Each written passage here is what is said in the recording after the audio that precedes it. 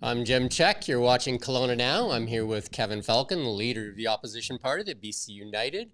And we're here to talk about the recent Canfor announcement. I think that was on Friday, of them announcing they're going to close the Bear Lake Mill. They're going to suspend the Houston expansion and curtail a shift in PG, affecting about 600 people, I think, right?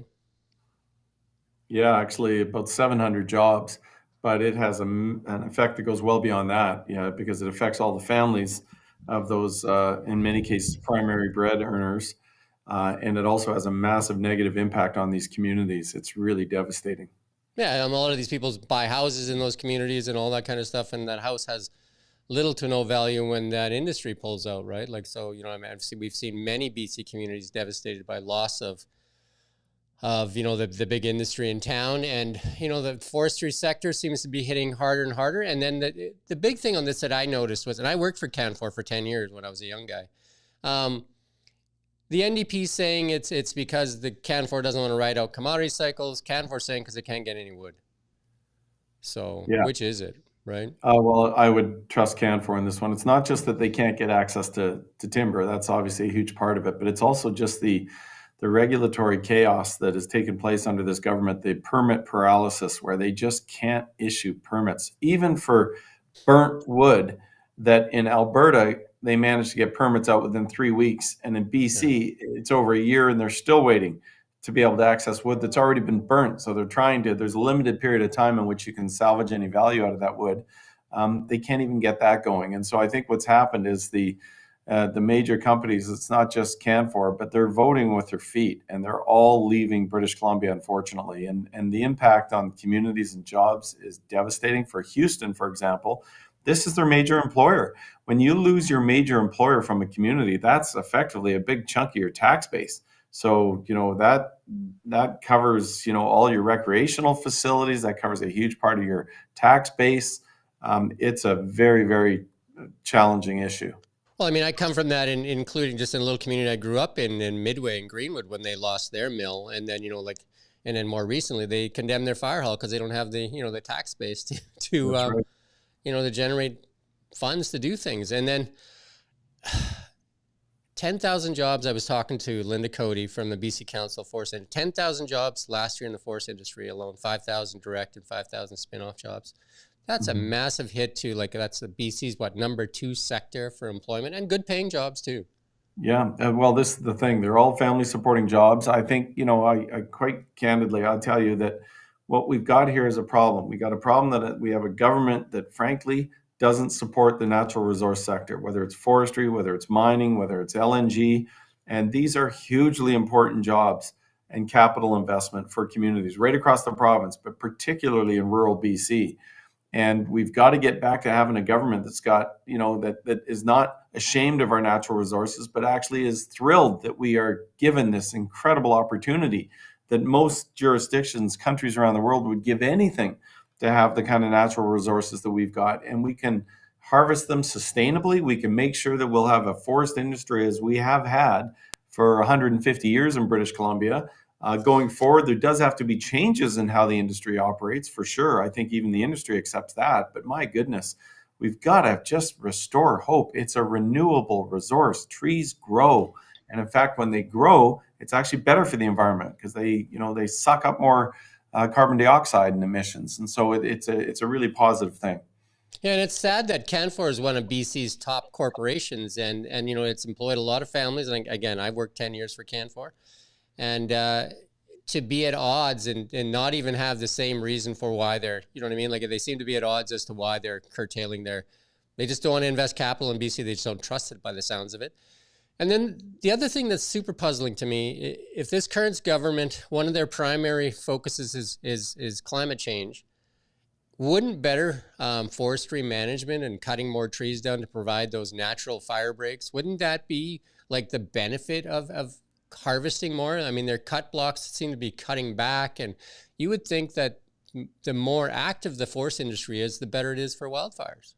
Absolutely. In fact, we put out a specific platform piece on that last year because we were so concerned about not just the fires that we went through, but the fact that if we don't move quickly, we're going to be facing the same challenges this year. And unfortunately, I'm sorry to report, they've done almost nothing, none of the changes we call for, which is exactly what you're saying.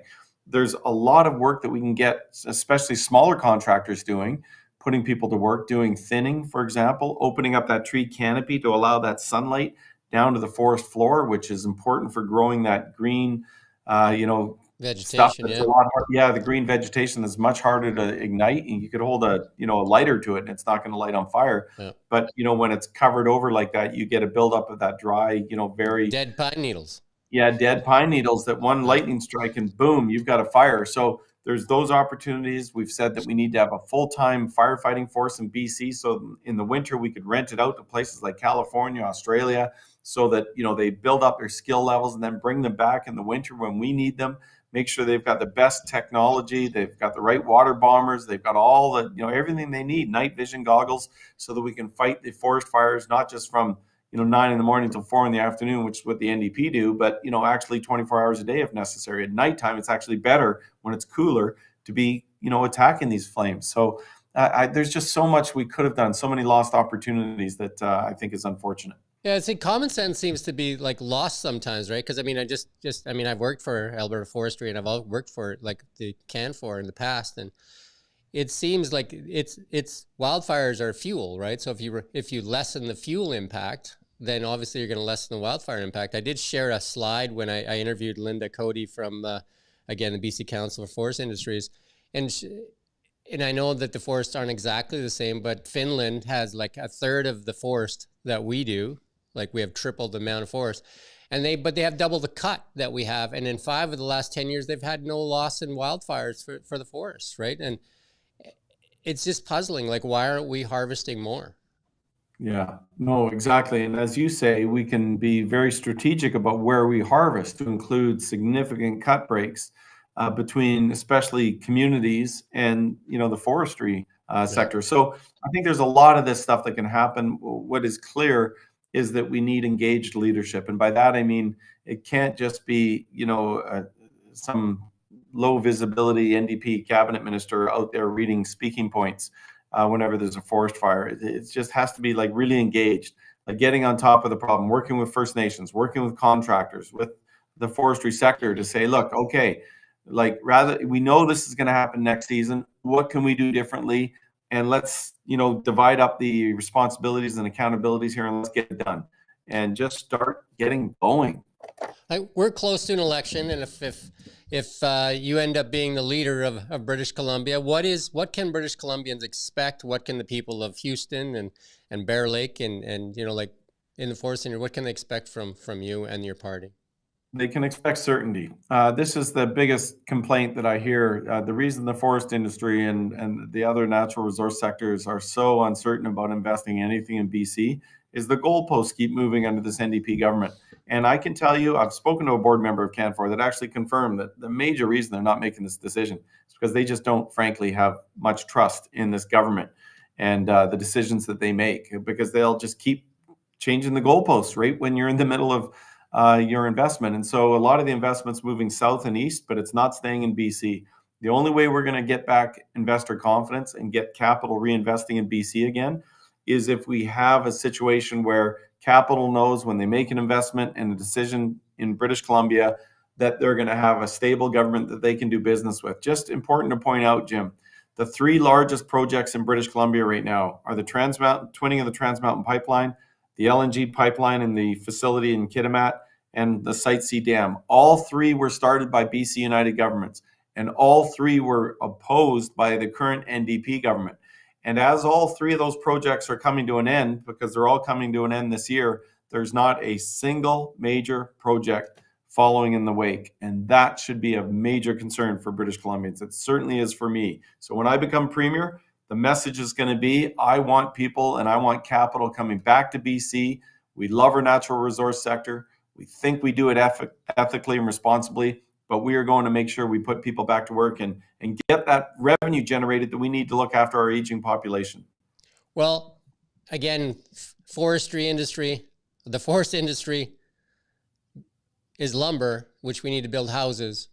and we got too much of it out there right now that's dry, and better forest management would lessen the impact of wildfire. So it seems like a common sense solution, right? Just to get, like get CANFOR back out working. I know that a lot of governments think that companies don't have a choice where they invest their capital, and they do have a choice, right? They can go to Alberta, they can go to the States, they can go overseas, they can go anywhere they want with that money, right? And those are big investments that companies like CanFor makes. We'll leave it at that. And I do have a question for you.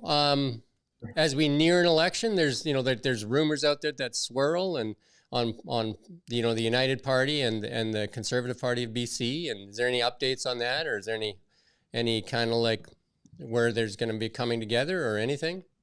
Yeah, well, I hear from people all the time that are concerned about vote splitting. The BC Conservative Party is a separate party. It's not connected to the federal party at all, but they benefit from having the same name. And so that creates a lot of voter confusion. And obviously that helps them, especially in the polls when Pierre Poilievre is really popular right now. I think what's really important, though, is that, we have to say to ourselves, is there common ground that we can reach with free enterprisers that have to recognize that the biggest concern we hear from British Columbians are that they don't want the NDP in government one day longer than absolutely necessary. And boy, I'll tell you, that message came through loud and clear when I was in Kelowna, for sure. So I have an obligation as a leader to put aside my own biases and concerns about some of their candidate quality, et cetera, and just say, okay, let's see if we can find common ground. And we're trying to do that. I don't negotiate those things publicly, but I have committed to all the folks that come and approach me, and it's a lot of people, that I will use best efforts to see if there's common ground that can be found, so that we can make sure we focus on doing what's in the best interests of not our respective political parties, quite frankly, but the public of British Columbia. And I will continue to focus on that. I think the families of northern BC appreciate that. I'm sure the families that are now have that terrible news they have to deal with. I did see your press release come out today, I think it was, and saying that you need some support for those families, but I don't know what kind of support they can get. I mean, those are good paying jobs. That's the tough part of those jobs. They're good paying. I mean, I worked in the mine industry as well as a mine site controller. And I know those jobs build families, right? Those are the jobs that you buy, trucks, and you build houses, and you build a family with those jobs, right? They're good paying jobs, and they provide benefits for all Canadians. Like, the lumber, builds homes, right? And, in the mine sites, all that stuff goes into your iPhone and all that kind of stuff, and everything you do, right? So how do you replace those jobs if we have what it seems like 10,000 jobs? I mean, that's 10,000 jobs lost last year in the forest industry. Like, we should be growing jobs in the forest industry, not losing jobs. Oh my God, yeah.